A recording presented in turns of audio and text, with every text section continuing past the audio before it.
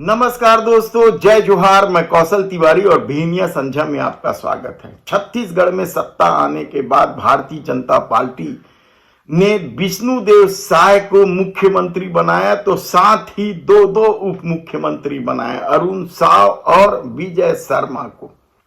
लेकिन अब सवाल उठने लगा है कि सुपर सीएम कौन है? क्या विष्णुदेव साय सरकार के ऊपर भी कोई सीएम है?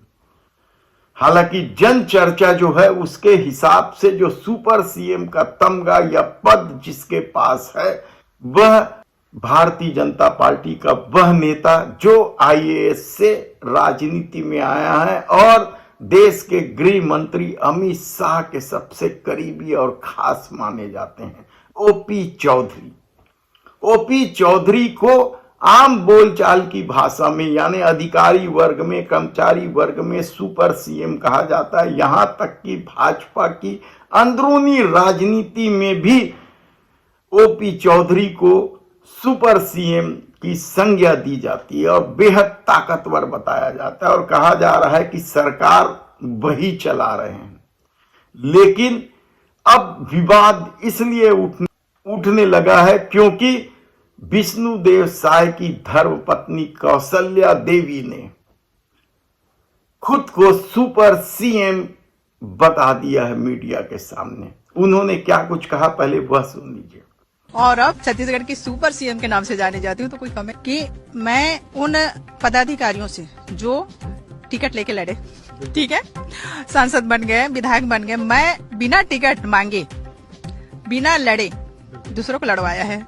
और आज मैं एक क्षेत्र की विधायक और एक लोकसभा की सांसद भी हूँ और अब छत्तीसगढ़ की सुपर सीएम के नाम से जानी जाती हूँ, तो छत्तीसगढ़ की सुपर सीएम के नाम से जानी जाती हूँ। तो ऐसे में सुपर सीएम को लेकर जो दावा किया जा रहा था कि ओपी चौधरी हैं, उस दावे का क्या होगा और छत्तीसगढ़ की राजनीति किस तरह से चल रही है? क्या सचमुच ओपी चौधरी इतने ताकतवर हैं कि सभी फाइल उनकी ही निगरानी में हस्ताक्षर हो रहे हैं? सभी फाइलों को क्या वे ही देख रहे हैं? यह सवाल बेहद महत्वपूर्ण इसलिए है क्योंकि छत्तीसगढ़ में लोकसभा चुनाव के पहले 33,000 शिक्षकों की नियुक्ति का मामला था। उसे ओपी चौधरी ने एक झटके में समाप्त करते हुए कह दिया कि अभी वित्तीय स्थिति उतनी मजबूत नहीं है और इसे लेकर सोशल मीडिया में कई तरह के सवाल भी उठ रहे हैं और ओपी चौधरी के खिलाफ विषवमन भी हो रहे हैं, कहा जाए तो गलत नहीं होगा। दूसरी तरफ यह भी कहा जा रहा है कि जो बैठक व्यवस्था बदली है कैबिनेट की, हमने कल ही बताया कि पहले कैबिनेट की बैठक व्यवस्था कैसे होती थी, कैसे मुख्यमंत्री के आजू बाजू दोनों उप मुख्यमंत्री बैठा करते थे। लेकिन कल जो कैबिनेट की बैठक हुई उसमें बैठक व्यवस्था बदल दी गई और इस बैठक व्यवस्था में अब दोनों उप मुख्यमंत्री मंत्रियों के साथ बैठेंगे।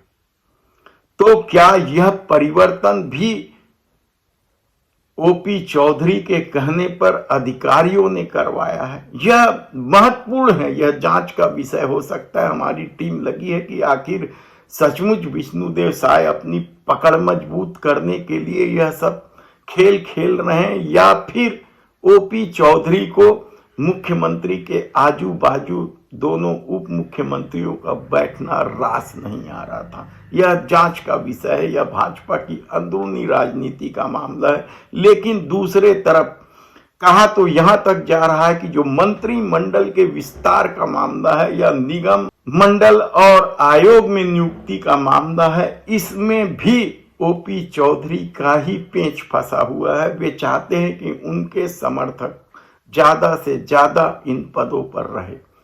तब दूसरा सवाल उपचुनाव का भी है, जो बृजमोहन अग्रवाल के इस्तीफे के बाद खाली हुआ है, रायपुर दक्षिण का सीट। वहां क्या ओपी चौधरी के पसंद का उम्मीदवार उतारा जाएगा? ऐसे कई सारे सवाल है, लेकिन अभी जो सवाल बड़ा हो चुका है वह सुपर सीएम का है। और जब खुद मुख्यमंत्री की धर्म पत्नी ने आगे आकर कह दिया है कि वे ही सुपर सीएम हैं। और अब छत्तीसगढ़ की सुपर सीएम के नाम से जानी जाती हूँ और अब छत्तीसगढ़ की सुपर सीएम के नाम से जानी जाती हूँ। हालांकि अब तक जो परंपरा रही है या मजाक में लोग कहते रहे हैं कि गृह मंत्री जैसे पद मिलते रहा है पत्नियों को, तब ऐसी परिस्थिति में देखना है कि इस सुपर सीएम को लेकर जो दावे और राजनीति हो रही थी उस पर क्या असर पड़ता है। इस मामले को लेकर कांग्रेस ने भी तंज कसा है। भूपेश बघेल से लेकर कांग्रेस के कई नेताओं ने कौशल्या देवी साय के बयान को लेकर टिप्पणी की है। आने वाले दिनों में देखना होगा कि इस सुपर सीएम का मामला कहां तक पहुंचता है।